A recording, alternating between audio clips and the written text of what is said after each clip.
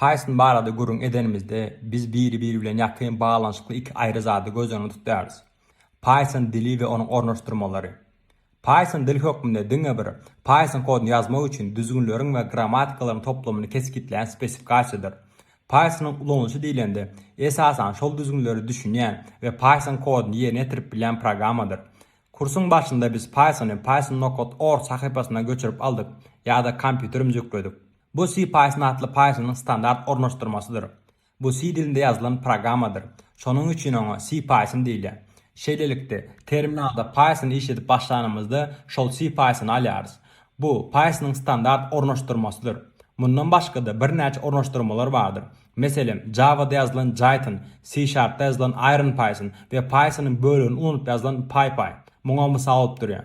Python dilinde täze aýratynlyklar goşulanda olar ilki C Python tarapyndan tasdiklanýar. Sebäbi bu standart ornaştyrmalar ve soňra olar beýlik ornaştyrmalary kem-kemden gelýärler. Nazariýetde eger biz bu amal aşyryşlaryň haýsydyr birini Python koduny bersek, şol bir netijeni alýarys. Emma tejribede bu hemişe beýle bolmaýar. Käbir aýratynlyklar bir ornaştyrmalarda eleterli bolup biler, ýöne başga bir ýerinde bolup bilmez. Ya da olar belli bir ornaştyrmada biraz başgaça hereket edip derler. Indi siz sorap bilerseňiz, munyň manysy näme? Näme üçin bizde Python'ın bir näçe ornaşdyrylşy bar? C Python yeterlik bolmazdymy? Dogrusu bizim köp sanly operasiýon ulgamlaryň ya da köp sanly browserlaryň ya da köp sanly programmerleme dilleriň bolmagynyň şol bir sebebi bar. Şunça ýyldan soň programistler ýeke-täk programmerleme dilinde işlemek meselesinde ylalaşyp bilmediler.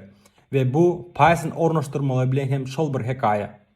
Şeýle de bolsa, bu ornaştyrmalaryň arasynda bilämeli wajyp bir tekniki sebäp bar. Siz muny bilämeli.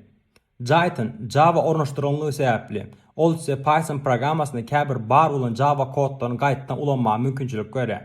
Şeýlelik bilen, eger siz Java developer bolsaňyz we käbir Java kodlaryny Python programmasyna import etmek isleseňiz, C Python'yň ýerine Jython ulanmaly bolýarys. Şonun ýalda IronPython C# yazılan kodlar üçin. Şeýlelik bilen, eger siz C# developer bolsaňyz we käbir C# kodlaryny Python programmasyna getirmek isleseňiz, IronPython ulanmaly bolarsyňyz. Indiki leksiýada C Python'yň Python kodu näle işe goýberänini serederiz.